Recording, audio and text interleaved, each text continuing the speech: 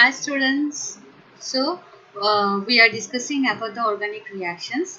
Today we will discuss about the lecture 24. Our lecture is 24 for the organic reaction and module is 3 as you know. So this is the our subject name, that is chemistry, and the subject code is CH101 and CH201. The contact hour is 35 and the credit is 3. So these are the some of the course objectives that we have.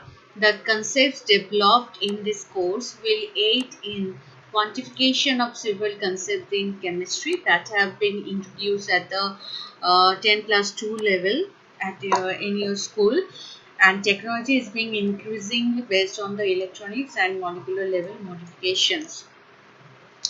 Next, these are the some of the outcomes that we have, course outcomes. After finishing of this course, you can able to describe the fundamental properties of atoms and molecules. Also, you can describe the periodicity, understand the periodicity of the elements in the periodic table. You can apply the fundamental concepts of thermodynamics in different engineering applications. Also, you will able to apply the knowledge of water quality parameters, the corrosion control, and polymers to different industries. You can determine the structure of organic molecules by using different spectroscopic techniques, and also you can evaluate some of also you can synthesize some of the drug molecules or any other products at the industrial scale. So these are the some of the course outcome that we have, and this is the lecture plan for the organic reactions. Okay, so these are the topics that we have for our today's class. So first of all, we will discuss about the oxymercuration and demercuration of the reaction. What are the types of that reaction that we will see, and what is the utility of that reaction also we will see. Next, we will see the oxidation reaction. What do you mean by oxidation reaction? Actually, what is happening into the oxidation reaction? All these things we will discuss. Okay. So next we will discuss about the Baeyer-Villiger oxidation reaction. So in your syllabus only as a oxidation reaction only you have Baeyer-Villiger oxidation reaction. So that we will see, and we will check the mechanism also, how the reaction is going on and what are the products that is forming in this during the reaction. That is also we will see. Okay, next we will check what you mean by reduction reaction. Actually, what is going on in the reduction reaction? What are the products there as a reducing agent? What are the compound that we can use? All these things we will discuss. Next, for the reduction reaction, in your syllabus only you have the Clemmensen reduction reaction and Wolff-Kishner reduction reaction. So these are the some of the name reactions, that is Baeyer-Villiger oxidation reaction, reduction reaction, Clemmensen reduction, and Wolff-Kishner reduction. These are the some of the name reactions that you have in your syllabus. Okay, so these are the some of the topics that we have discussed in our previous class. I am just giving at a glance what are the topics that we have discussed. Okay, so in previous class we have discussed about the elimination reaction. We know already that elimination is of two types, one is E1 and one is E2, so unimolecular and bimolecular, that is why 1 and 2. Next, we have seen the addition reaction, the types of addition reactions, the Markovnikov's rule and anti-Markovnikov's rule also we have seen, and we have seen the mechanism. What is the cause of the Markovnikov's and anti-Markovnikov's rule? All these things we have seen, we have discussed in our previous class. Okay, so this is elimination reaction. Elimination reaction, generally that means the from a substrate the elimination of some of the groups will be eliminated, and thus the pi bond will form. The single double bond or triple bond can form. So this is called elimination reaction. Generally elimination is of two types, one is E1 and one is E2, that is bimolecular and unimolecular. E1 means unimolecular and E2 means it's a bimolecular. Okay, So unimolecular, generally what will happen, first of all, this is, if this is our substrate, so first of all the living group will leave the molecule, and it will form a carbocation. Okay, so these carbocation, after formation of this carbocation, what will happen, this nucleophile will obstruct the hydrogen atom. Okay, this base will obstruct the hydrogen atom, and then this bond will move here and forming the double bond. Okay, so here what will happen, the nucleophile doesn't attach with this carbocation. Why? Because of the steric hindrance. If the substrate is very heavier, bulkier, that means if this nucleophile will attach with this carbocation, it will be heavy, the steric hindrance will occur. So for this, the SN1 reaction, it doesn't prefer the SN1 reaction, rather it will prefer the E1 reaction. That means elimination of this hydrogen, and this bond will move here, and it is forming the double bond. So these are the some of the mechanism steps of E1 elimination reaction. So for the E1 elimination reaction, as there is formation of the carbocation, that means if the solvent, if in solvent we have the polar protic solvent, so that is beneficial for this for the stability of the carbocation, and thus the E1 process will E1 reaction will be going on. Okay, yeah, these are the some of the conditions of E1 mechanism. First of all, the tertiary carbon atom. Yes, the carbocation, whatever the carbocation will form, that is the tertiary. You can see here the heavier, bulkier groups are there. So that is why the nucleophile cannot attach here. Rather, it will obstruct the hydrogen atom, and this bond will move here and forming the double bond. Okay. And next, polar solvent, as I told you, polar solvent can be stabilized this carbocation. That's why polar solvent is used for this E1 reaction. Next, this is the mechanism. Yeah. Next, we have the E2 elimination. E2 elimination, that means the two groups are living at the same time.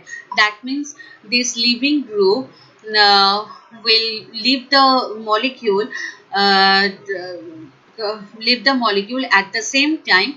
The hydrogen molecule, at the same time the nucleophile will obstruct the hydrogen molecule, and again this bond will move here, and then the living group will leave the molecule. So thus the alkene will produce, right? So this is one step, single step reaction. So that is why it is called E2. Now again, elimination E2 reaction and SN2 reaction, we can see if the nucleophile will be heavier, if the if the substrate will be heavier, bulky, having the bulky groups, that means to avoid the steric hindrance, rather it will prefer the E2 mechanism than the SN2 mechanism. So these are the some E2 reactions, mechanism of the E2 reaction. This is the mechanism. You can see SN2, for the SN2 reaction, it is too much hindered. Okay, and as we know, for SN2 reaction, we have one transition state where through the carbon atom there are 5 atoms will be joined. So that is why for this, if the atoms are heavier, that means there will be a steric hindrance, and for which the E2 mechanism will be preferable over the SN2 mechanism. Okay, yeah. This is E2 versus SN2. As I told you, if it is good nucleophile, that will prefer the SN2 reaction. If it is strong base, that will obstruct the hydrogen atom very promptly, and it will follow the E2 mechanism. Yeah, next is addition reaction. Here, addition reaction to the alkene or alkyne group, if the addition of the groups are taking place, that is called the addition reaction. Generally, addition reaction are following two rules. One is Markovnikov's rule, and second one is anti-Markovnikov's rule. According to the Markovnikov's rule, while the hydrogen halide will attach with any unsaturated system, any double bond, the hydrogen atom will be attached at the carbon atom which is least substituted. Okay, the carbon atom with least substituted, with that carbon atom the hydrogen molecule will attach. Here you can see the reaction is taking place with the HX. Okay, hydrogen halide. Now this hydrogen here, this carbon number 1 and carbon number 2, here we can see for the C1 carbon we have only one hydrogen, and for C2 carbon we are having two hydrogen atom. That means the C1 carbon is larger substituted than the C2 carbon. This is the least substituted carbon atom. That is why here we have the hydrogen atom.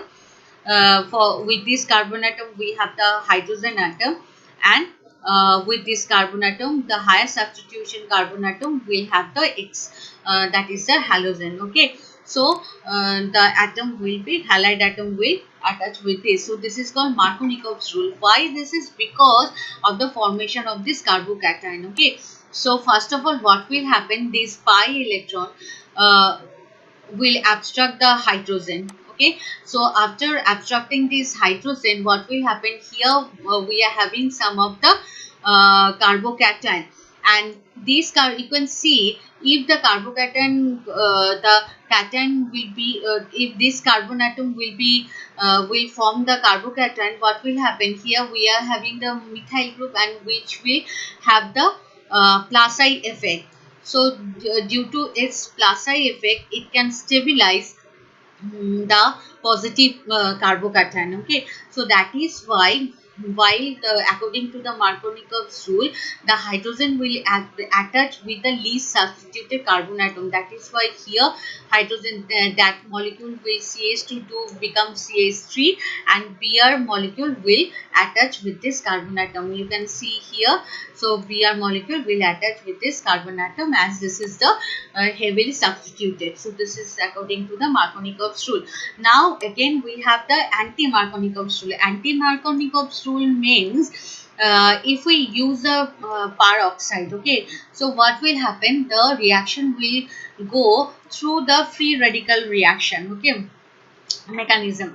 So from the peroxide we have the OH dot, the hydroxyl radical. So that will first react with the hydrogen, abstract the hydrogen, and then H2 molecule will form and Cl dot will form. Now this Cl dot, that is a chlorine free radical, will be very active and it will promptly attach with the carbon atom.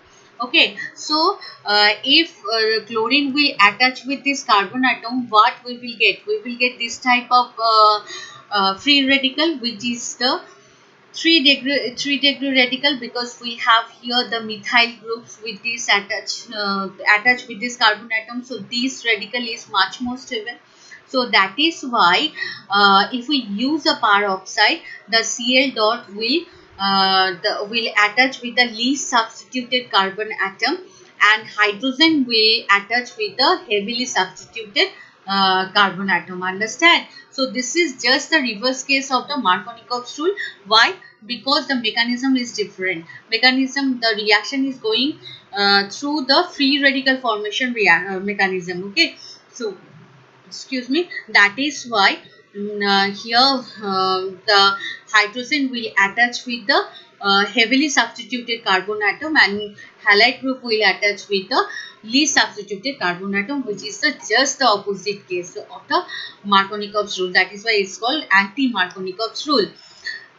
Okay, next we have seen this is the addition of water, and this is the addition of dihalides. Now today's this is our today's topic. So oxymercuration, and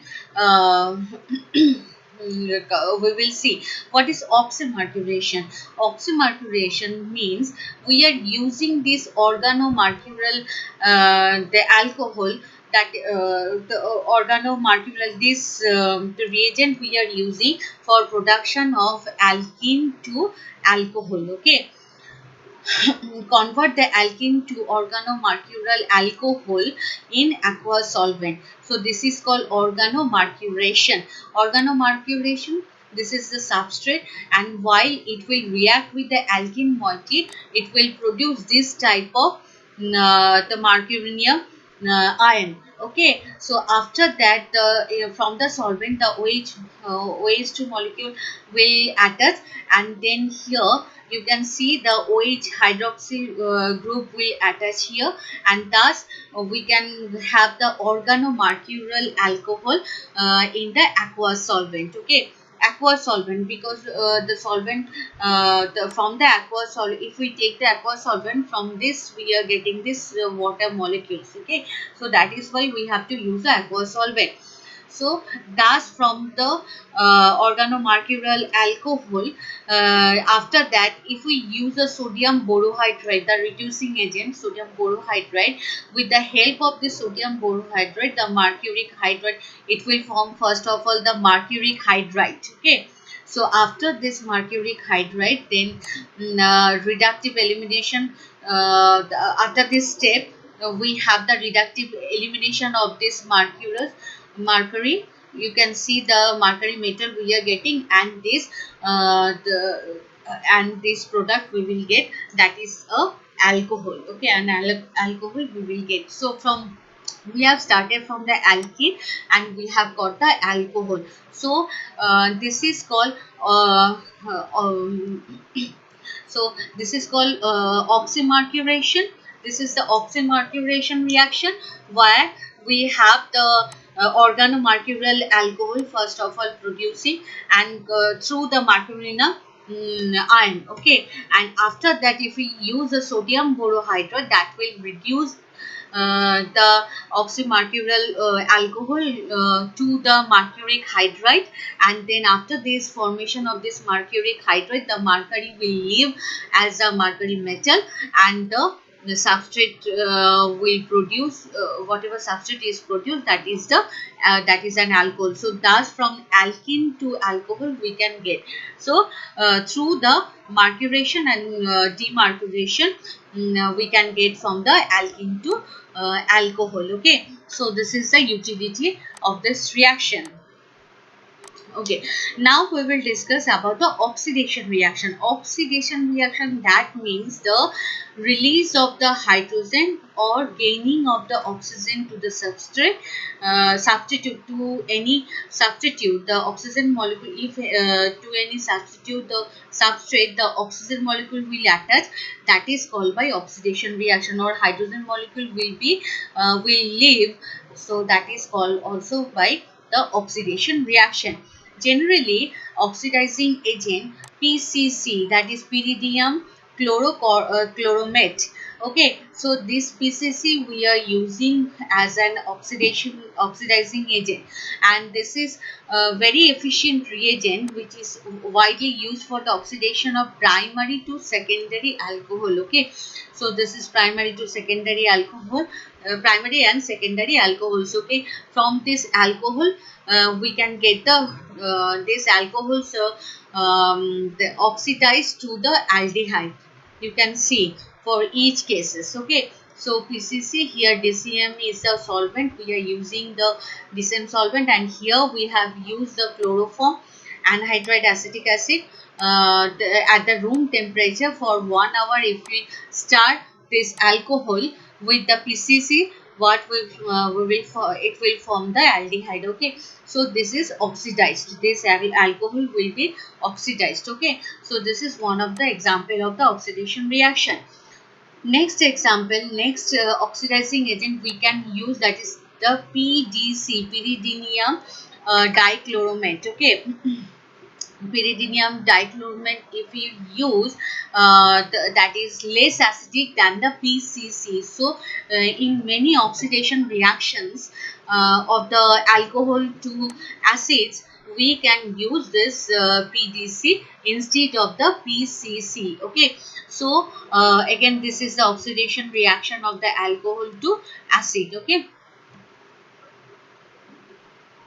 yeah, so next again the oxidizing, one of the another example of the oxidizing agent is potassium permanganate. You have done the redox reaction practical in your lab, right? So in that redox reaction we are using as the strong oxidizing agent the potassium permanganate. Okay, so there potassium permanganate, the oxidation state of the potassium permanganate is +7, but after the reaction it will become the +2, and thus it will act as a strong oxidizing agent.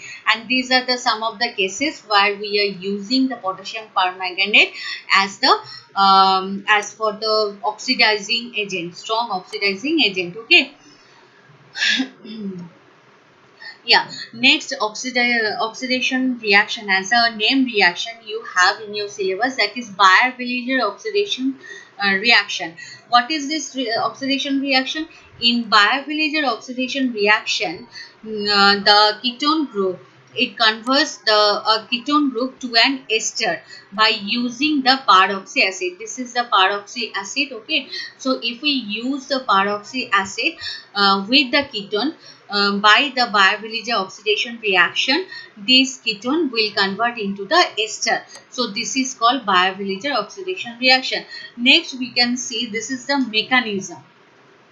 Yeah, what will happen, first of all we have this ketone group, right? So in our if we use a peroxy acid group, that means we have the in our in our solvent, in our medium, what we will have the excess amount of H plus. So this H plus will be abstracted by this oxygen group with their lone pair. Okay, so thus we are having the this hydroxyl group, OH plus group, right? Now this bond will go here, and the peroxy acid, the lone pair of this oxygen atom of the peroxy acid, it will attack this carbon atom, and it will attach with this carbon atom. After that what will happen again is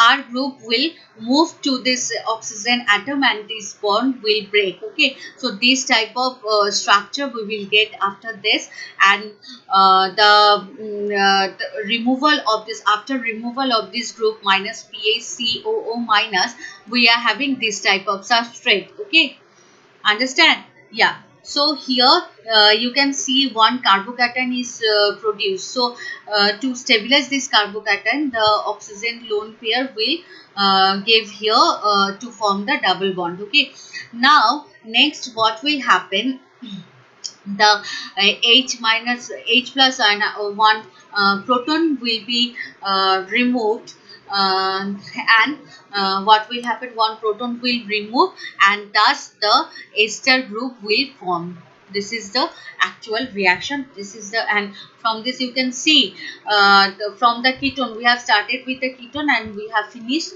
with the ester group. Okay, so this is the total mechanism of the Baeyer-Villiger oxidation state.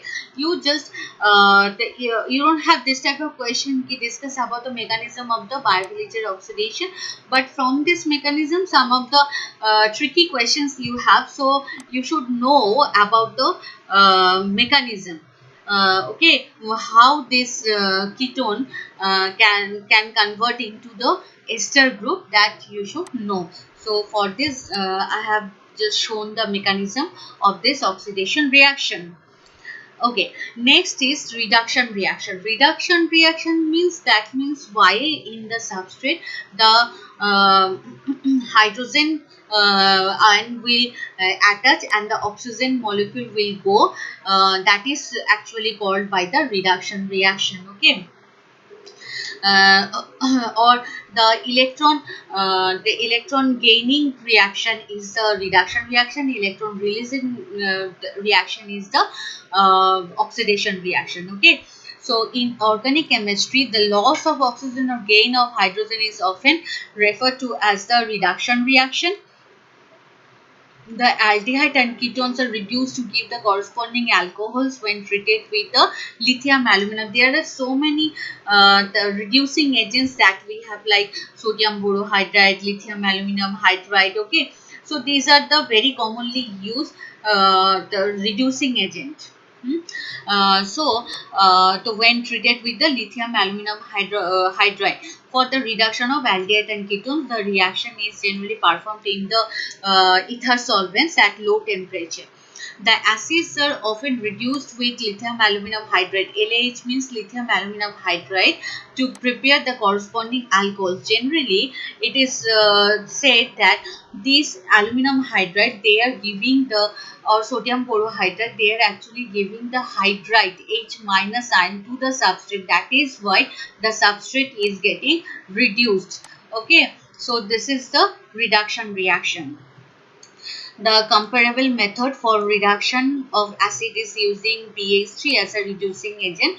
Also, we can use one of the reducing agent, that is the BH3. Okay, this is also one type of reducing agent. So here these are the examples, some of the examples. Here you can see the acid. From the acid we can get the alcohol. Okay, for both cases, and ether will be used as a solvent. Okay, now reduction reaction. Again, for this reduction reaction we can have the sodium borohydride and the solvent is THF. The polar solvent, generally we are using the polar solvents like THF, then DME, okay, hydroxyl solvent. These are the some of the polar solvent that we can, or water we can use. But the ethanol is the solvent of choice. So yeah, okay, so by this sodium borohydride also the acid will transform into the alcohol. Okay, so this is another example of the reducing agent and the reduction reaction. So in your syllabus there are two types of reduction reaction, name reaction. Generally you have, that is Clemmensen reaction and Wolff-Kishner reduction reaction. Clemmensen reduction is a chemical reaction described as a reduction of ketones to alkanes. Okay, ketones. So in Clemmensen reduction, what we are having, we are having a ketone substrate, and from that ketone we are producing the alkane. Now, what is the reagent? Reagent is the zinc amalgam and ACl. We are using zinc amalgam and the ACl. These are the important reagent for the Clemmensen reduction. So, this is the mechanism. Again, you don't have this type of question to give the mechanism of Clemmensen reduction. Rather, from this mechanism you can have some of the tricky questions, so you should know the mechanism, how the reaction is going on, right? So first of all we have the ketone. So for this ketone, the oxygen atom will abstract the H plus with their lone pairs. Okay, so here the carbocation will form, which in this at this carbocation center the zinc then will attach.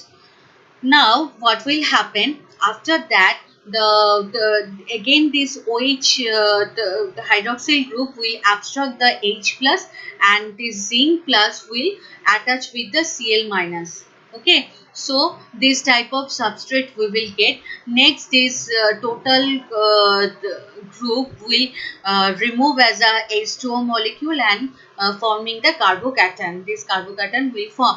Again, we have in our solvent the zinc. Okay, so zinc will abstract, another molecule of the zinc will abstract the chlorine and chloride atom, and then this bond will move here.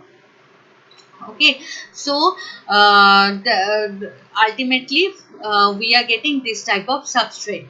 Now here the carbocation, to stabilize the carbocation, the zinc will give some of the electron lone pair to the carbocation, and after that after this taking of the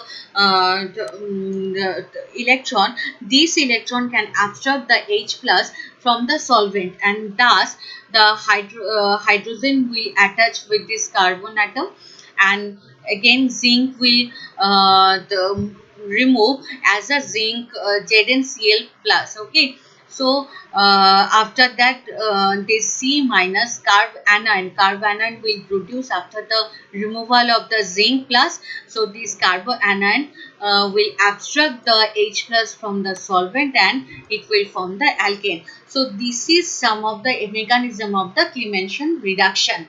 Okay, yeah. next one is Wolff-Kishner reduction. This is another type of reduction reaction. Generally, the Wolff-Kishner reduction is an organic reaction used to convert an aldehyde or ketone to an alkane.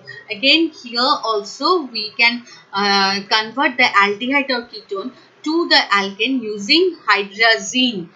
Look here, in the Clemenson reaction we have used the zinc amalgam and HCl, but here we are using the hydrazine and the base, that is potassium hydroxide. So the reagent is different, so thus the mechanism is also will be different. Okay. So this is the mechanism of Wolff-Kishner reduction reaction. So first of all, what will happen in our medium? We have the hydrazine, right? So this hydrazine first of all attach here and the bond will remove here. So O minus, this type of substrate we will get. Now we have in our solvent the H plus. So this O minus will abstract the H plus and it will form this type of OH. Okay, now what will happen, the again we have some of the OH molecule in our solvent. So this OH minus will abstract the hydrogen and forming the H2O molecule. Okay, and thus the bond will break here from here, and this hydrogen will the N minus, this N minus ion, this minus will move here and forming the double bond to stabilize the moiety. So this is called hydrazone. This formation of the hydrazone is very important for the Wolff-Kishner reduction. After this formation of the hydrazone, then again from the solvent the OH minus again abstract one of the hydrogen atom and it will form the NH minus. This minus will move here and this bond will again the H this pi bond will abstract the H okay, hydrogen atom, and again this bond will move here and O minus will form. Okay, so after this we have the diimide.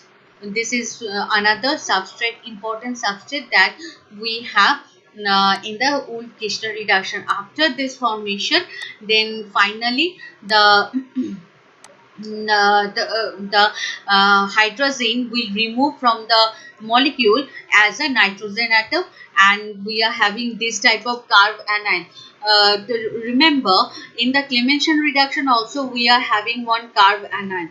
Okay, at the last step. So here also the formation of carbanion is taking place, and after that carbanion, these carbanion will abstract one hydrogen and hydrogen molecule will attach. So thus this is the Wolff-Kishner reduction. This is the mechanism of Wolff-Kishner reduction. Okay, so this is all about the today's class. Now how much you have got from the today's class? For that I have given one question, that is what is the main, this should be main, yes, what is the main reagent to reduce the ketones in Clemenson reduction? And for this you have 10-second time. So your time starts now.